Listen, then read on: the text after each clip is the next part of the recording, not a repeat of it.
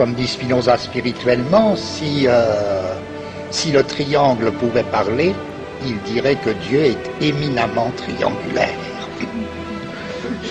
Éminemment triangulaire, ça veut dire quoi?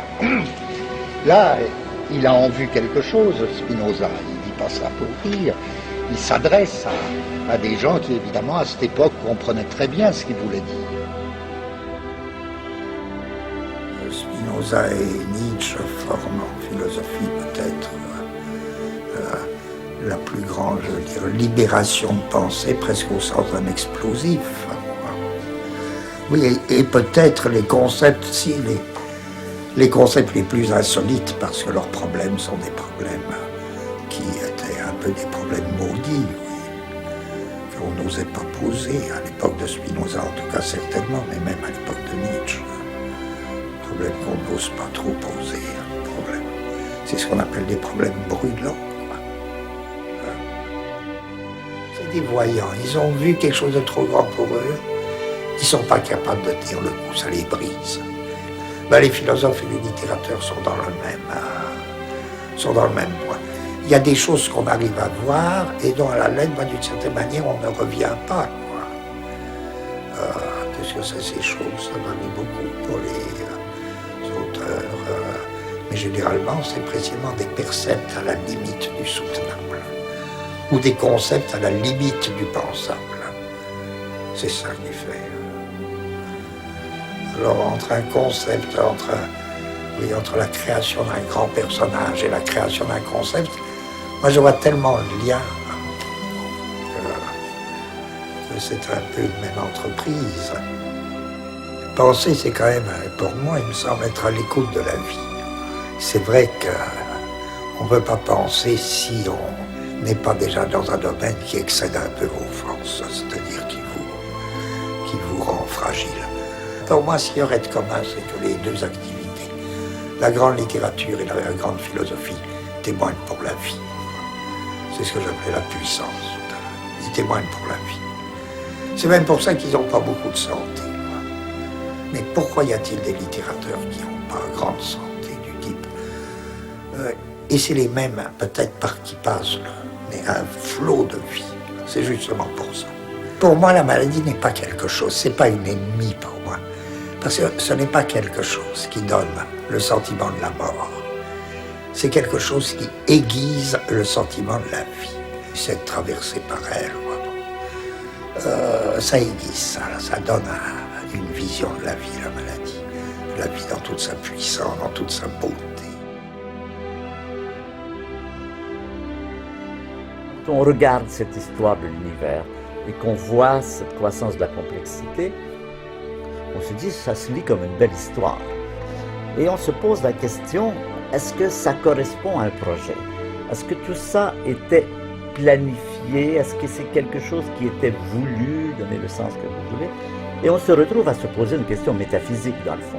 Et d'ailleurs, c'est une question métaphysique que les êtres humains n'ont pas attendu les astrophysiciens pour se poser.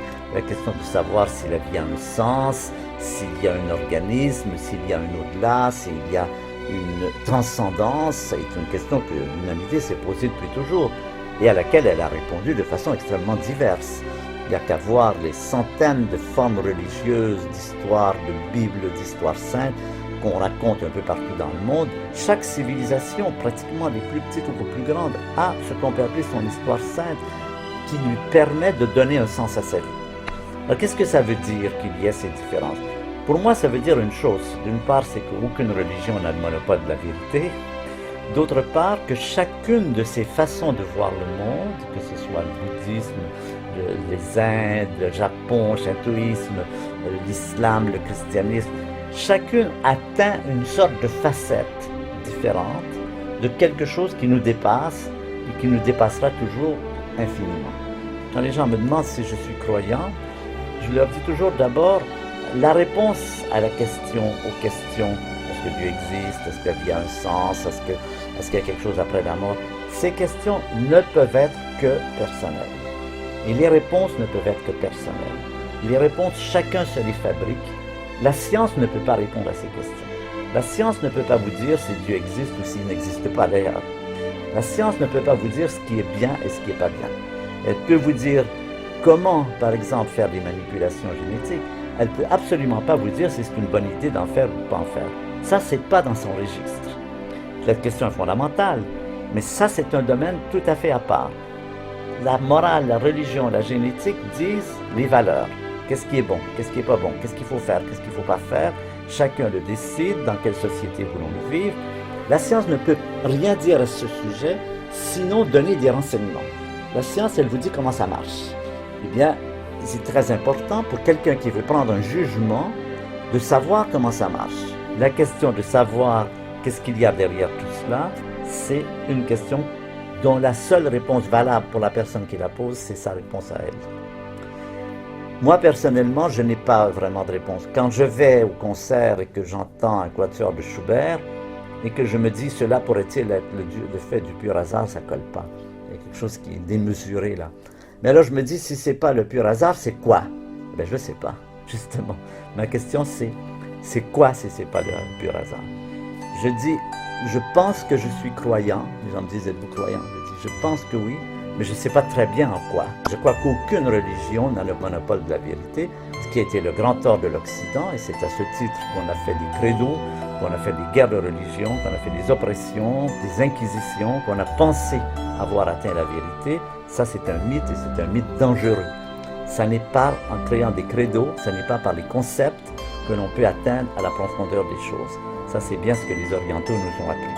C'est tout l'être, y compris les émotions, les sentiments, qui peut percevoir, qui peut se confronter à ce qu'il y a derrière la réalité